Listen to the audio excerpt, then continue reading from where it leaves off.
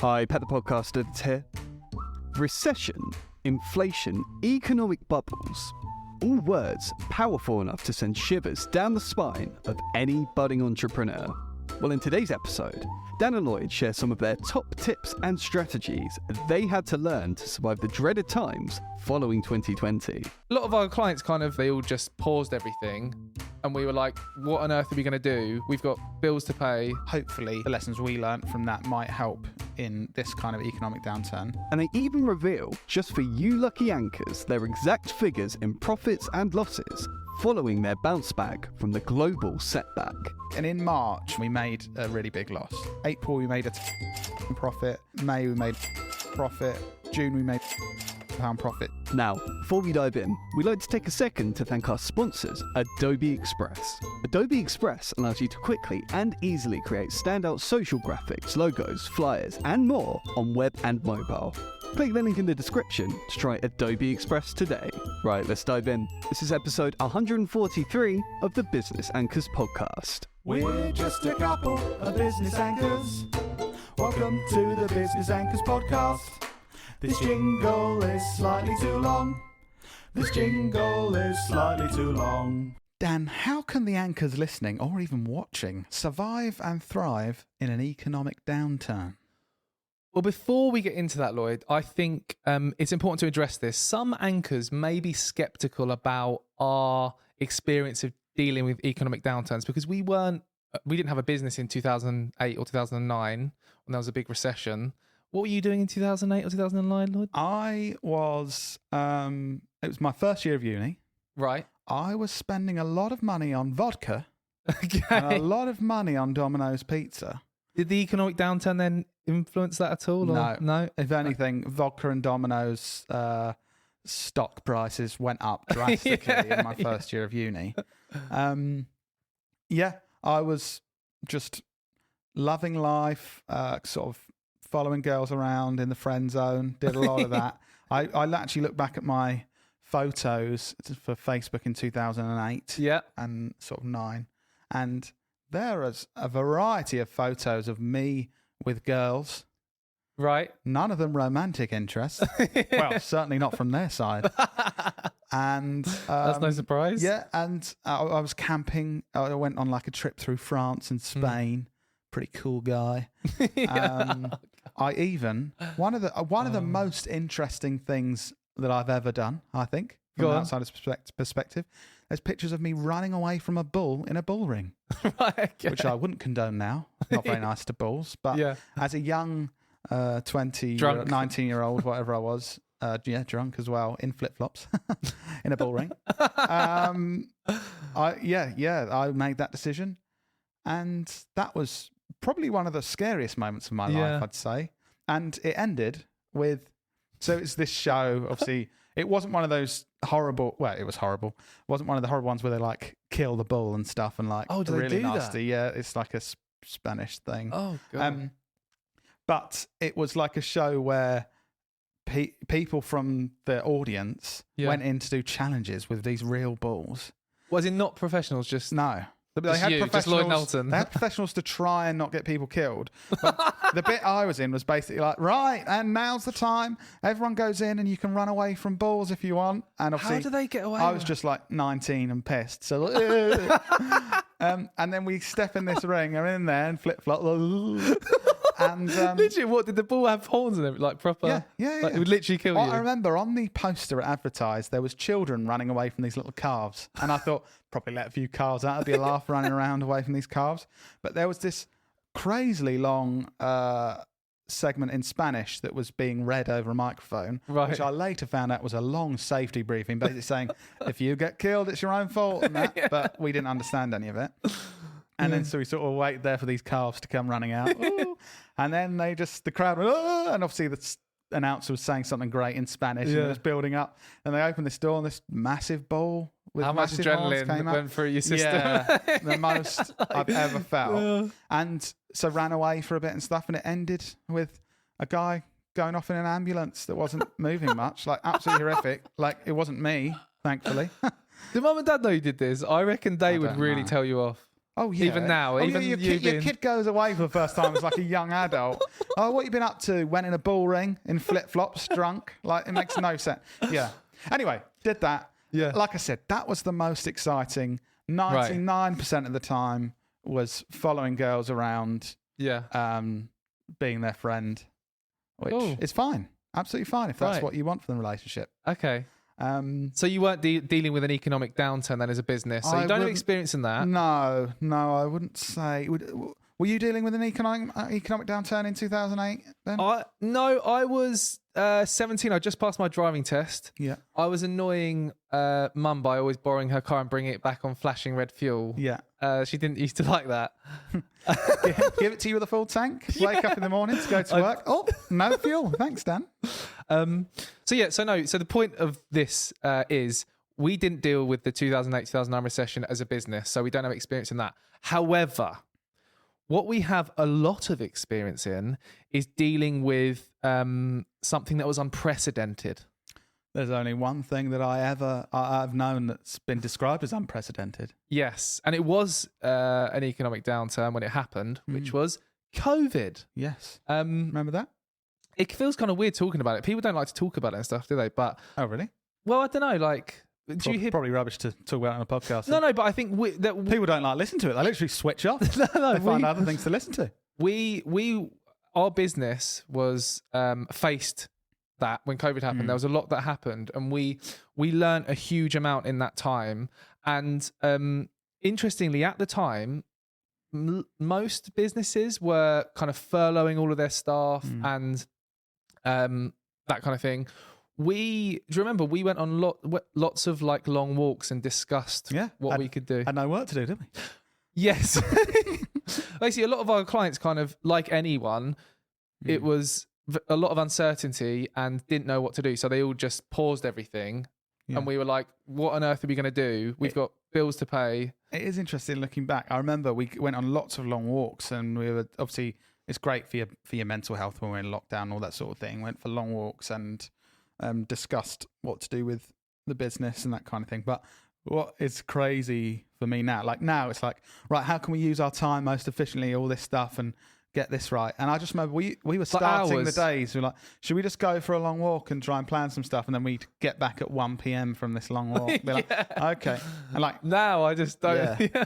But Dan, just to kind of show, I guess to give us a bit of credibility, to know how much of it was a struggle and how we turned things around, and how hopefully the lessons we learned from that might help in this kind of economic downturn. I looked back, and in March, where it kind of March 2020, kicked off, we only had £6,000 income to the business in that March, because all of our clients like stopped projects, like new things didn't come in, that kind of thing, and we made a really big loss. Okay. In our notes, you put £6 income. I was like, I'm sure we had more than No, that. 6,000. Yeah.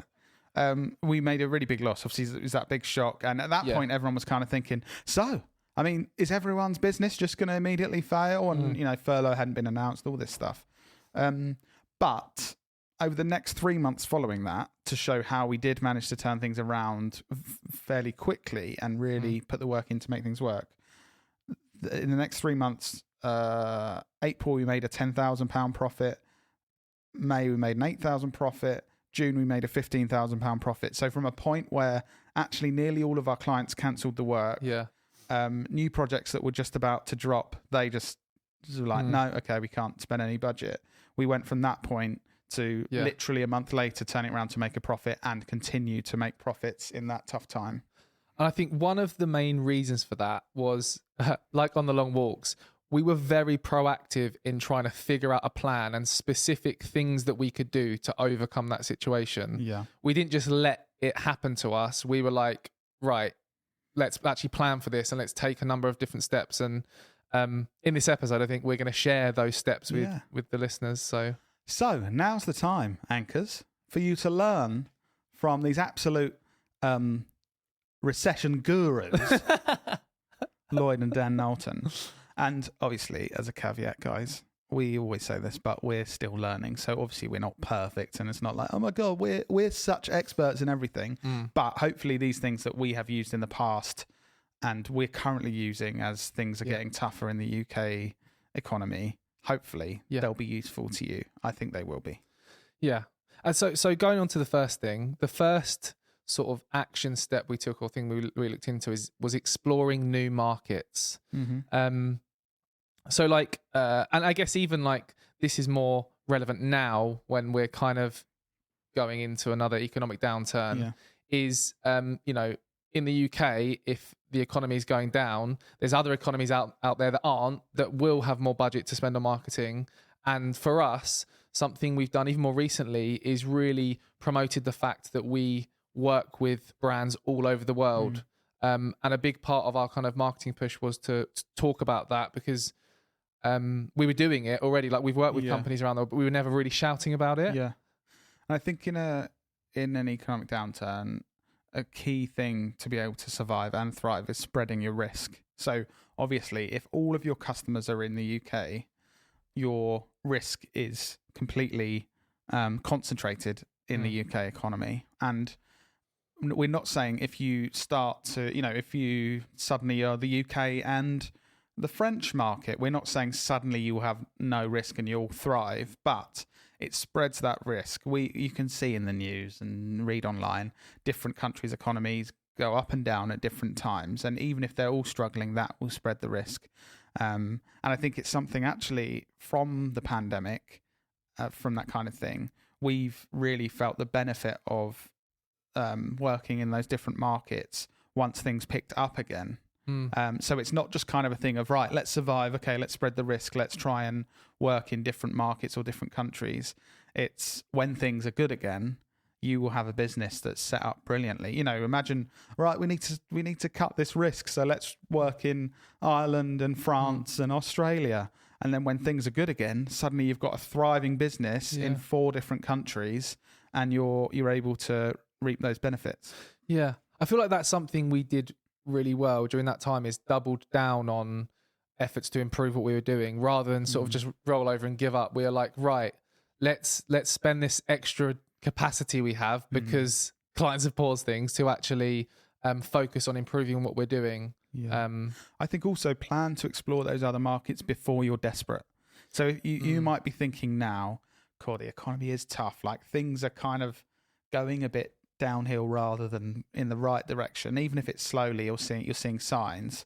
Explore that now, because if it gets to a point where you're like, right, God, we're desperate, we need new customers, and you're doing it out of kind of desperation for the business, I think it's going to be much tougher. Right now things are tough, but I would say maybe not as tough as they will be at some point in the next few months. So part of my advice in all this is take action early, so you have the time and the space to think about it and try and do this well. Yeah. And that ties in nicely with our next kind of point, which is diversify your product or service offering.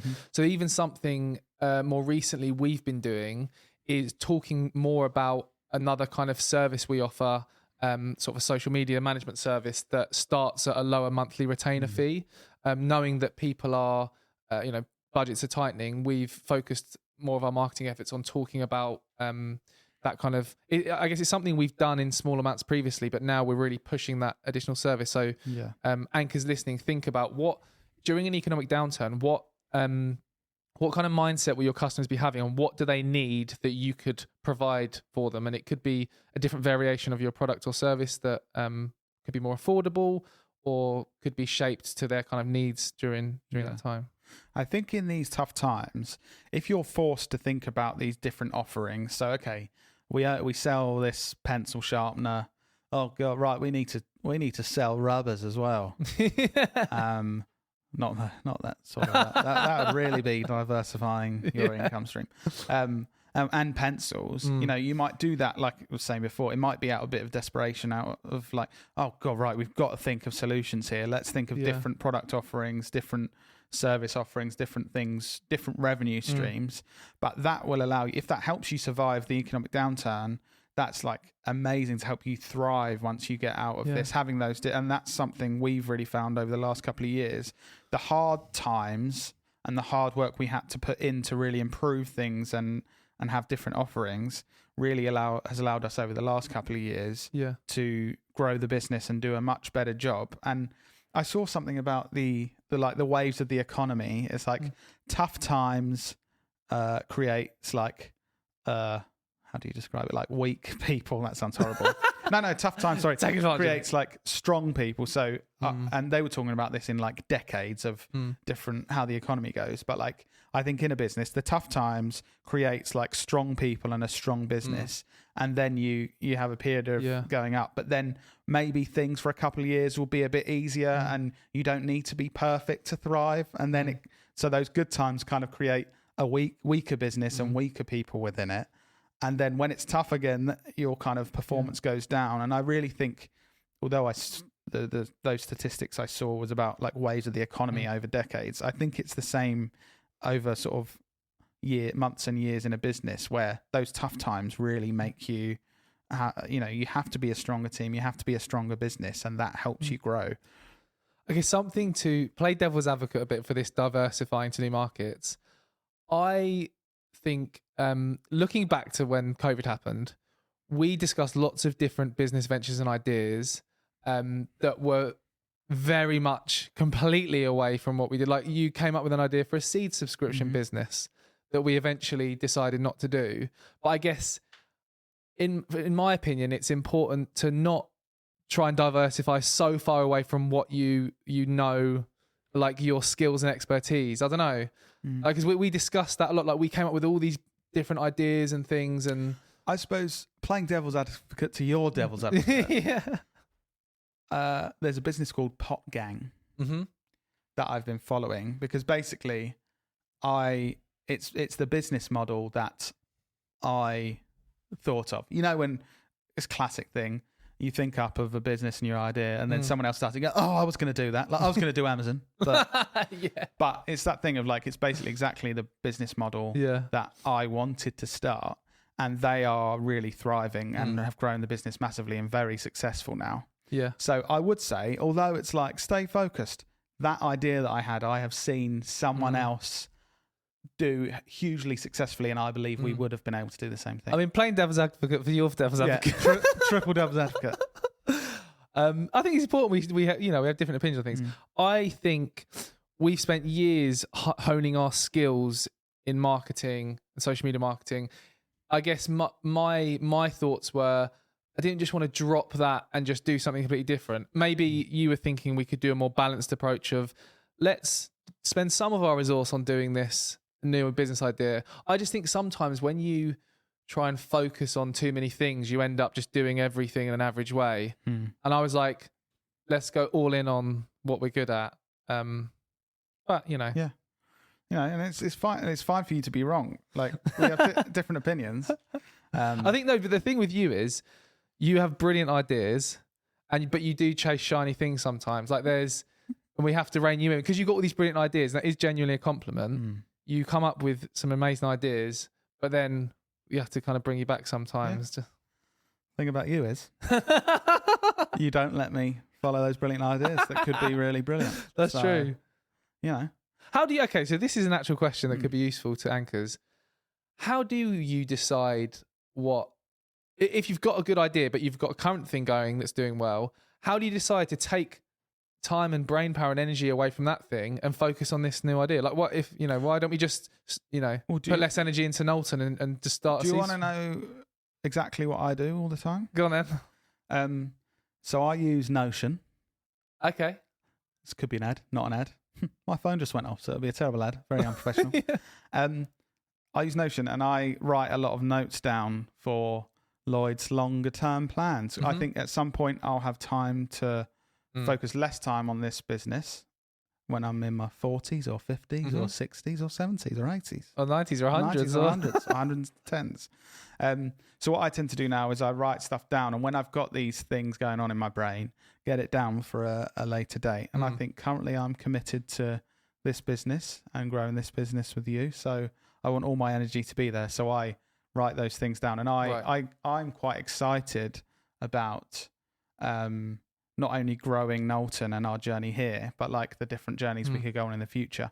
But I suppose like you were saying, Dan, and this comes a lot from you, I don't follow those things in tandem with growing our business because it could be distracting. It could end up with all of them being worse. Yeah. Yeah. It's interesting, isn't it?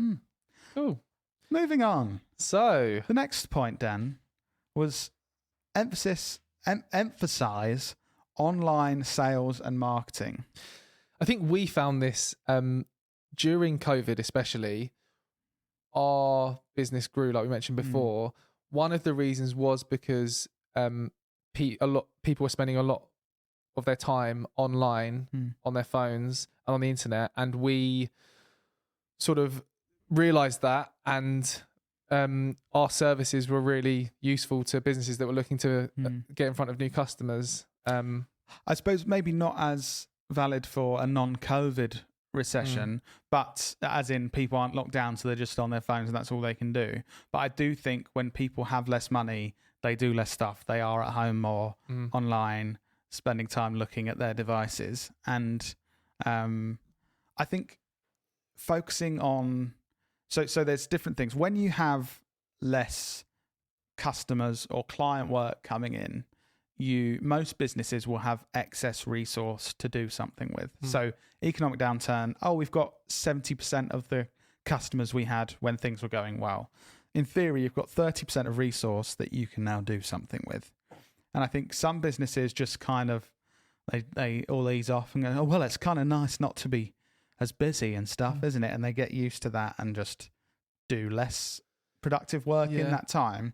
Whereas when we had that time, we're like, okay, we've got, let's just use that number, 30% of our whole business resource now that we can put into marketing our business. And we use that to create far more content than we ever had, to be investing in campaigns for our own business, to get out there and trying new things like this podcast. Did it come out? Yeah, February. This 20. podcast was kind of growing. We'd started it basically when COVID started, but that wasn't the plan. It just happened at the same time. But we focused resources on this podcast and obviously did a lot more. And we know we've spoken about how data-driven our business is. We can see from data that if we put more resource into our marketing, a month later, we will have more leads as a business. And 2 to 3 months later, we will have more income as a business. There is a direct correlation with that. And we know that, and we can see it because of the crazy amounts of data that we look at all the time. But, I'm sure in anyone's business, you put 30% more resource into marketing, there is going to be that knock-on effect that is going to help you in the next, for your business, it might be days, weeks, or months, but it's going to be beneficial. There is that study, I don't remember the exact name, but you would have heard of it, where you basically, whatever amount of time you have, your tasks will take that long to do. Yes. So like this whole thing of like you saying freed up capacity during an economic downturn, might have less client work to do and that kind of thing. Don't just like spread what you currently do into that time. Actually think, how can you allocate that resource to get something in return? I do feel in our business, the most fulfilling times for, I think, our team and us is when it's quite an intense time and there's lots of things to do and it's quite a challenge, but you all pull together and manage to do it. And I'm not saying it should constantly be like that. I think you need kind of slightly quieter times along the way for you to regroup, and so no one's burnt out and you have that time to take a bit of a step back. But I don't think you should completely pull it back and be like, okay, well now let's just chill. I think finding those things to do and making it challenging, like you're saying, and then it's like, well, we've only got 15 minutes for this meeting. So, and you get it done. You think that was really productive. Whereas if you had an hour for that meeting, you probably would have filled an hour as well. And just a final point on this point, this is backed up by a study by Deloitte that said companies that prioritize digital transformation are more likely to weather economic downturn successfully. So it's not just our opinion, it's backed up by Deloitte. So who cares about our opinions? No one. We're absolute wankers. Anchors. Number 4, Lloyd. Focusing on customer retention. Yeah. This is something we did again and realised the importance of communication with customers during an economic downturn when COVID happened. Actually speaking to your customers and figure out what their position is can really help you. Because something about Dan is he just goes after these new shiny things, these new shiny customers, rather than focusing on retaining customers. So, it's something we'd have to... No, you're right. I mean, go on. No, I was going to say, I think in almost all businesses, there's far bigger focus on finding new customers than making sure you retain the current ones. I think it's just a natural thing, constantly going after the new shiny customers. It's like, right, oh yeah, we need more. And we've certainly learned, we've had a couple of times over the last few years, Dan, haven't we, where we've realised actually even like we could have improved the way we communicated with clients at the end of a project just to even see if they wanted to follow up with more. It wasn't like, oh, we did a bad job so they didn't want to do more stuff. It was like, we didn't actually even sort of have that process of discussing what they want to do in the future and see if they want to work with us on an ongoing basis, because we were focusing all our attention on getting new work in and new customers in. Exactly. Even more recently, we've focused on improving our kind of account management further to ensure we're regularly in contact with our customers, asking them how things are going. We're bringing in new kind of surveys that we're doing during the process. Even something new, actually, we're bringing in is surveying customers that we've potentially pitched to and didn't choose to work with us, may have chosen another competitor, and asking them sort of why, because those insights are going to be really useful to us to learn.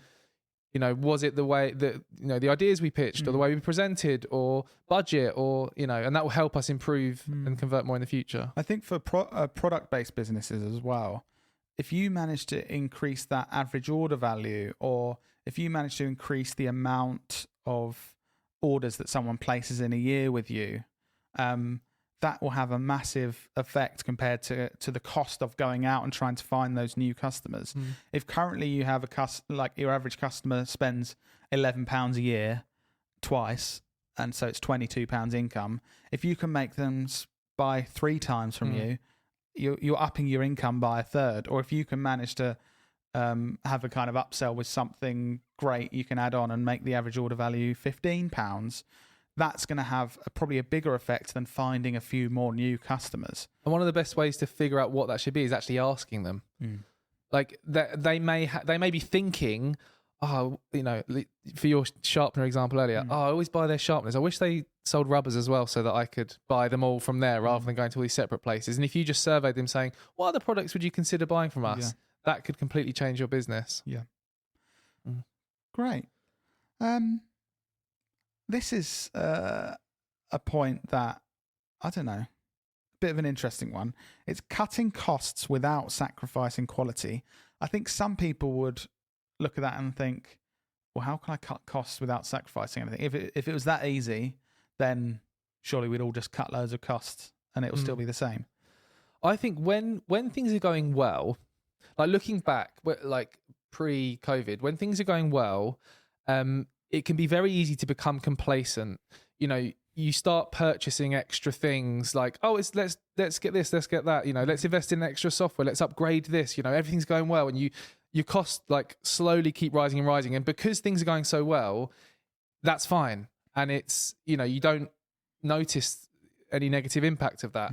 But when things start to not go so well, then you can really realize, like, oh, we're paying, for example, software was something that when COVID happened, we really looked at what are we spending money on in terms of software. And we realized there was like software that we just signed up for because at the time we used it and we just hadn't used it in months. But because things were going so well, we were just like, let's just keep that just in case. You can really cut back.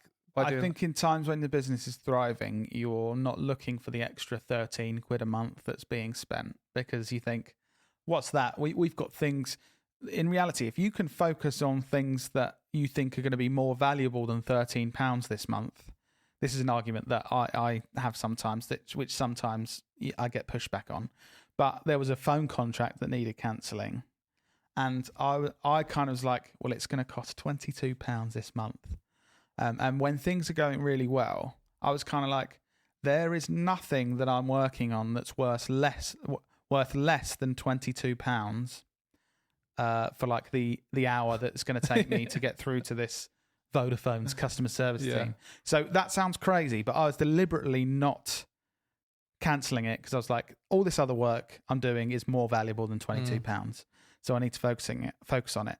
However, when things change and say that resource is freed up, things aren't going as well, suddenly you haven't got all the work to do that you plan to do, or that £22 saving is like, well, actually, that makes sense now. It makes sense to take the time to look into those things. And I think when things are looking tougher, you know, that odd 13 quid a month for that software that you're paying for, or that £22 Vodafone contract that you've seen the last 3 months and you're kind of like, I don't really know what that's for, so I'm pretty sure we can cancel it.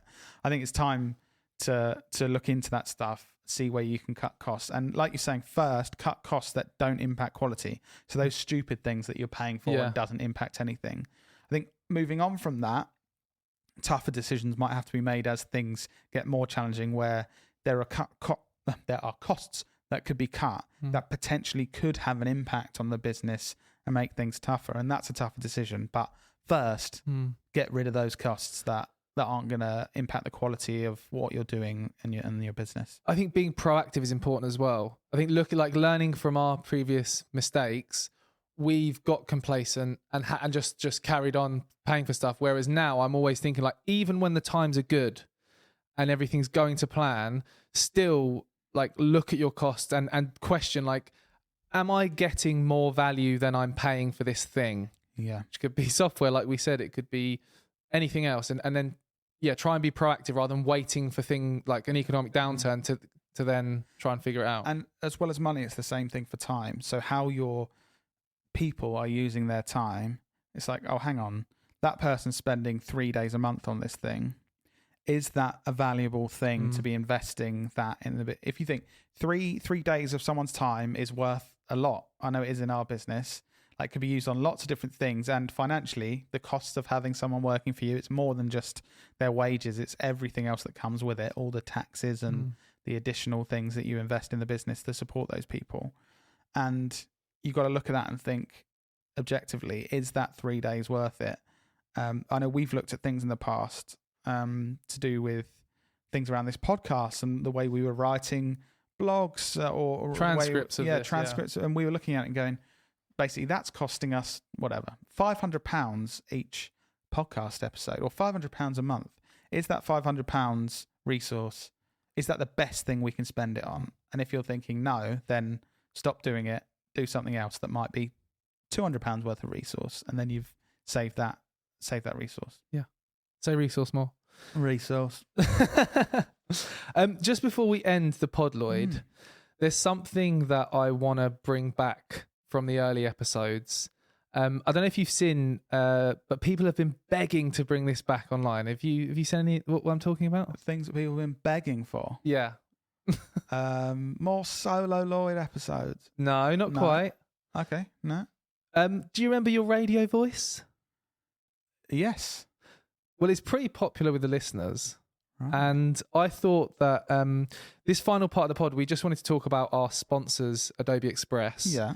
And rather than just talking about them and their amazing product in a normal way, I thought that you could give the listeners what they want, give them the radio voice, 2 birds, 1 stone, talk about our sponsors, Adobe Express, using your radio voice. Okay. I have to admit, it might be rusty because I haven't used my radio voice in a long time. Okay. So I'm not sure how this is going to go. Well, I'm excited to hear it. Okay. Let's go, Lloyd. Okay. Was this the radio voice? Something like that. I think it's something like that. Yeah. I've used a radio voice a few times in my life, and it's worked really well. This time, let's talk about Adobe Express. If you've got any stories about Adobe Express, please call us, 81133.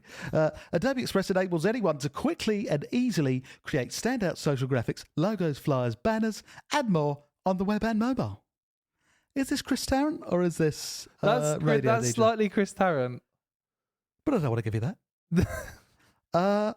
So, Adobe Express, the easiest way to make and share. Get started by choosing from thousands of beautifully designed templates to inspire and get you started. Quickly remove a background. Convert a JPEG, not a JPEG.